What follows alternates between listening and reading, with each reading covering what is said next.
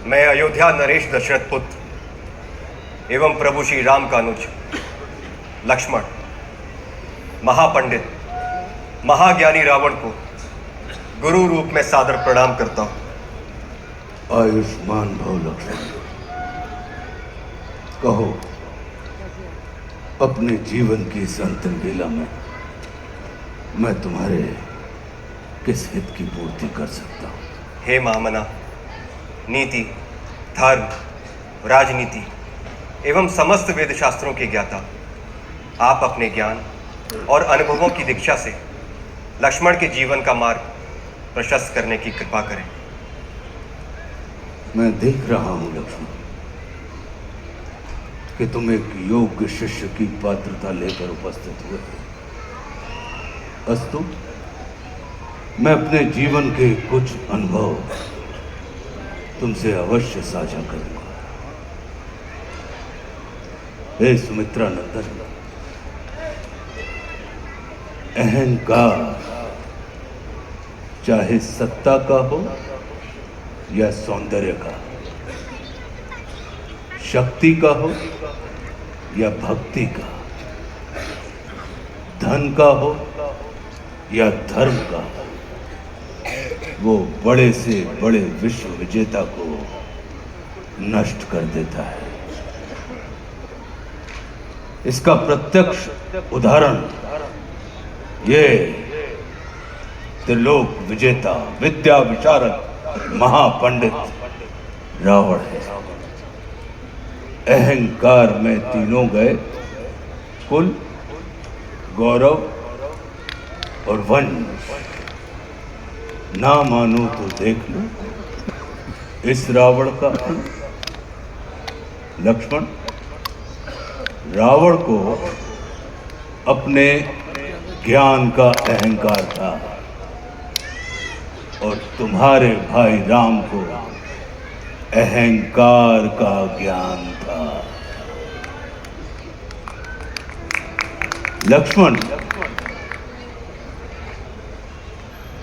जीवन में सफल होने के लिए शत्रु दृष्टि और मित्र दृष्टि का भेद आना अनिवार्य है। मित्रता भले ही अपने समतुल्य या अपने से निम्न स्तर के व्यक्ति के साथ कर लेना, किंतु शत्रुता सदैव अपने से योग्य व्यक्ति के साथ ही ठानना। क्योंकि ये जगत हमारे व्यक्तित्व का आकलन हमारे मित्रों को देखकर नहीं, हमारे शत्रुओं को देखकर लगाता है।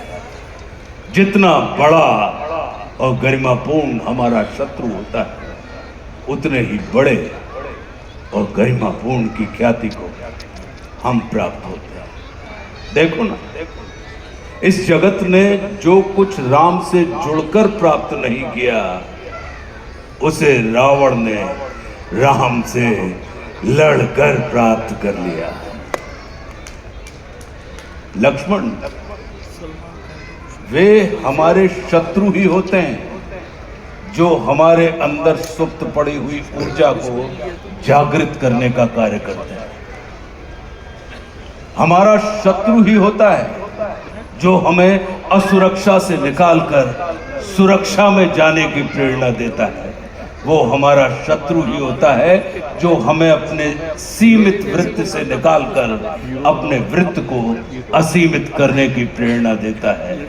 इसलिए शत्रु तिरस्कार का नहीं, नमस्कार का पात्र होता है। कभी अपने शत्रु को नमस्कार करके देखना, वो तुम्हारा परिष्कार कर देगा। लक्ष्मण, जैसे शरीर को संचालित करने वाला मस्तिष्क आकार में शरीर से बड़ा नहीं होता, गज को संचालित करने वाला अंकुश आकार में गज से बड़ा नहीं होता, वैसे ही व्यवस्था को संचालित करने वाले व्यवस्थापक को कभी भी व्यवस्था से बड़ा नहीं होना चाहिए। ये सारा नीति ज्ञान तुम्हारे भाई श्री राम तुम्हें स्वयं दे सकते थे, किंतु उन्होंने तुम्हें मेरे पास भेजा। जानते हो क्यों? लक्ष्मण, मेरी संस्कृति असुर की है, लेकिन मैं प्रकृति से एक तपस्वी हूं, साधक हूं। और किसी भी व्यक्ति को अपने अंतिम समय में अपनी संस्कृति के अनुसार नहीं, अपनी प्रकृति के अनुकूल कर्म करने चाहिए, तब उसे मृत्यु नहीं, मुक्ति प्राप्त होती है। और राम रावण को मारना नहीं, तारना चाहते हैं। तभी तो उन्होंने मेरे अंतिम समय में मेरी प्रकृति के अनुकूल उपदेशात्मक कर्म करवाकर मेरी मुक्ति के मार्ग को प्रशस्त कर दिया।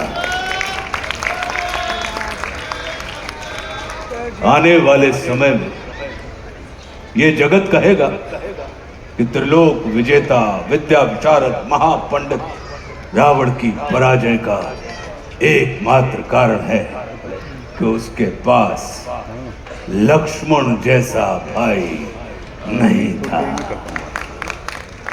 लेकिन इस जगत को यह स्मरण रखना चाहिए कि लक्ष्मण जैसा भाई प्राप्त करने के लिए व्यक्ति को रावण नहीं, स्वयं राम बनना पड़ता है।